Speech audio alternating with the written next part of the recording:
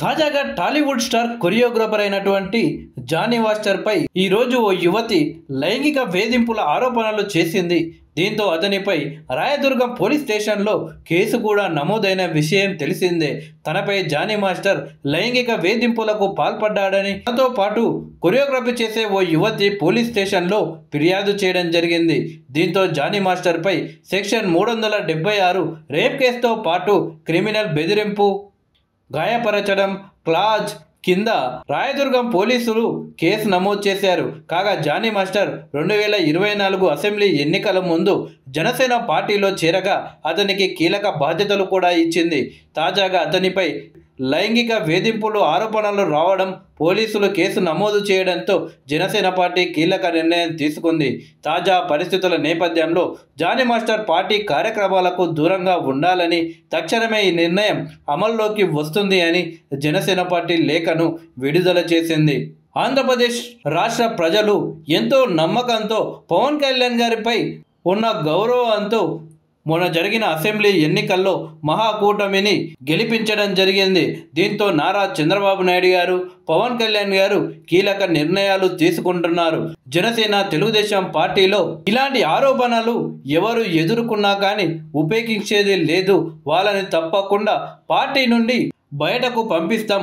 ఒకవేళ Johnny master నిజంగానే ఆ తప్పు చేసినట్టు పోలీసుల ఇన్వెస్టిగేషన్లో తేలితే మాత్రం జనసేన పార్టీ నుండి జానీ మాస్టర్ని సస్పెండ్ చేయడం మాత్రం ఖాయం.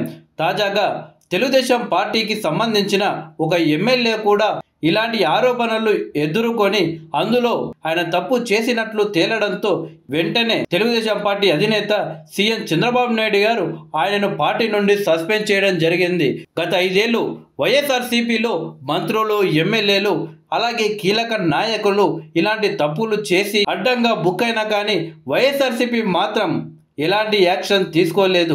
పైగా వాళ్ళు చేసిన తప్పును సమర్థించింది.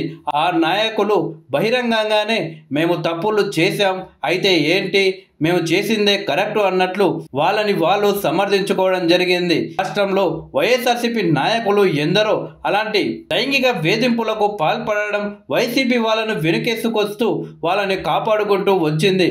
అయితే అది చూసిన ఏపీ ప్రజలు వైసీపీని క్షమించేది లేదు, వైసీపీని ఓడించేది అని చెప్పేసి మొన్నటి ఎన్నికల్లో ఘోరంగా ఓడగొట్టడం జరిగింది. ఆయన ఇప్పటికీ వైఎస్ఆర్సీపీ నాయకులు అలాంటి ఆరోపణలు ఎదుర్కొంటున్నా కానీ పార్టీ మాత్రం వాళ్ళపై ఎలాంటి యాక్షన్ తీసుకోవడం లేదు. కనీసం వాళ్లకు స్ట్రాంగ్ వార్నింగ్ కూడా ఇవ్వడం లేదు. అందుకే వైఎస్ఆర్సీపీ అలా రోజు రోజుకు బలహీన పడుతుంది.